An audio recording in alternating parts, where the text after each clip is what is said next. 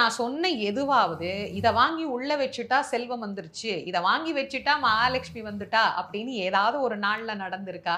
இல்ல தானே! அப்போ இந்த நாள நாம எதுக்காக கொண்டாடுறோம்?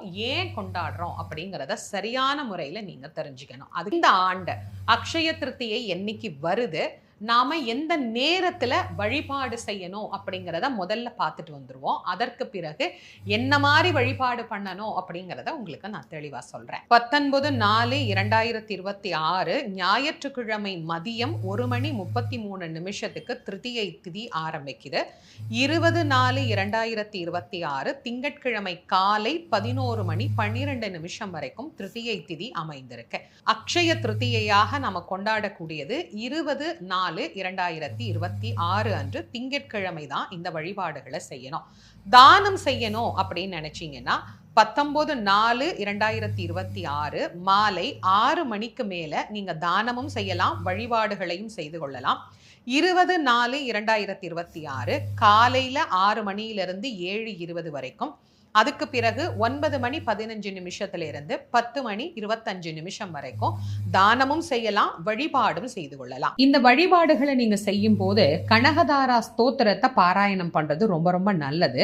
உங்களுக்கு நான் நேரம் சொல்லும் போதே தானமும் செய்யலாம், வழிபாடும் செய்யலாம்னு 2 விஷயம் சொல்லியிருக்கேன். தானம் செய்ய சொல்லியிருக்கிறீங்களே, வழிபாடு செய்ய சொல்லியிருக்கிறீங்களே, என்ன மாதிரிமா நாங்க வழிபாடு செய்யறது, என்ன தானம் பண்றது?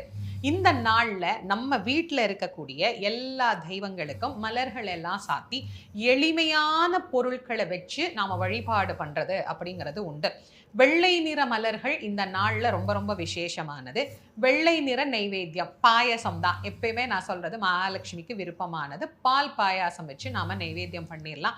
இல்லைன்னா கல்கண்டு சாதம் உங்களால செய்ய முடியுதுன்னா இன்னைக்கு கல்கண்டு சாதம் செய்து வச்சு நாம சுவாமிக்கு நெய்வேத்தியம் பண்ணி எங்களுடைய இல்லத்துல மகாலட்சுமி தாயாரே என்னைக்கும் நிரந்தரமா தங்கி இருங்க, செல்வம் நல்ல செல்வமாக இருக்கணும், காசு வந்தா மட்டும் பத்தாதுங்க, அந்த காசு நல்ல வழியில செலவாகணும், காசு நமக்கு அமைதியையும் தரணும், அதனால எனக்கு நல்ல மன அமைதியும் எங்க குடும்பத்துல இருக்கிற அனைவருக்கும் அமைதியையும் நிம்மதியும் தரணும் அப்படின்னு மகாலட்சுமி தாயார நாம பிரார்த்தனை பண்ணிக்கலாம்.